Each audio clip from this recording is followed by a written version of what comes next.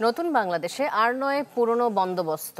দেশ গড়তে জুলাই পদযাত্রার তৃতীয় দিন নীলফামারীতে পথসভায় এমন হুঁশিয়ারি দিয়েছেন এনসিপির আহ্বায়ক নাহিদ হোসেন।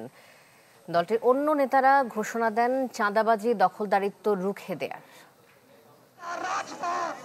কাঁধে কাঁধ মিলিয়ে জেলায় জেলায় চলছে এনসিপির পথসভা ও পদযাত্রা। তরুণ নেতৃত্ব নাহিদ, সার্জিস আর হাসনাতদের কাছে পেয়ে উৎসুক সাধারণ ভিড় করেন চারপাশে। তাদের অভিযোগ আর পরামর্শে ছিল জন আকাঙ্ক্ষা পূরণের প্রত্যাশা। দেশ গড়তে জুলাই পদযাত্রা তৃতীয় দিনের গন্তব্য সৈয়দপুর হয়ে নীলফামারী। যাত্রা পথেই চলে জাতীয় নাগরিক পার্টির নেতাদের গণসংযোগ। নীলফামারী শহরে কয়েক কিলোমিটার পদযাত্রা শেষে ডিসি মোড় এলাকায় পথসভায় যোগ দেন দলের নেতারা। ঘোষণা দেন চাঁদাবাজি দখলদারিত্ব রুখে দেয়ার।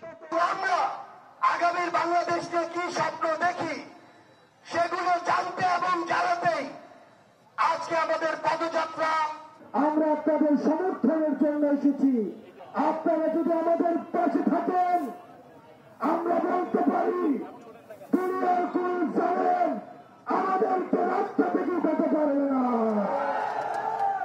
এত বছর পরেও আমাদের দেশে রাষ্ট্রীয় ব্যবস্থাগুলো নাগরিকের অধিকার সমুন্নত রাখতে পারে না, এটা তো কন্টিনিউ হতে পারে না। এটা আমাদের ভাঙতে হবে, ভেঙে গড়তে হবে।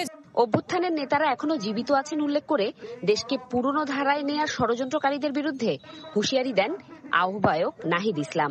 এই গণ অভ্যুত্থানের পরে আমরা অনেক কিছু আশা করেছিলাম। আমরা দেখতেছি গণ অভ্যুত্থানের পরে আবারও আগের সিস্টেমে, আবারও আগের পুরনো যে নিয়ম কানুন, পুরনো কালচার, সংস্কৃতি আমরা দেখছি, সেই সংস্কৃতিতে ফেরত যাওয়ার একটা চেষ্টা হচ্ছে। আমরা হুঁশিয়ারি দিতে চাই যে 24-এর গণ অভ্যুত্থান যারা করেছে তারা কিন্তু এখনো জাগ্রত আছে, এখনো রাজপথে আছে। পরে পঞ্চগড়ে পদযাত্রা ও পথসভা করেন তারা। এ সময় পঞ্চগড়ে 1 আসনের মনোনয়ন প্রত্যাশী এনসিপি সার্জিস আলমকে পরিচয় করিয়ে দেন আহ্বায়ক। জুমাতুল বিদা, চ্যানেল 24, পঞ্চগড়।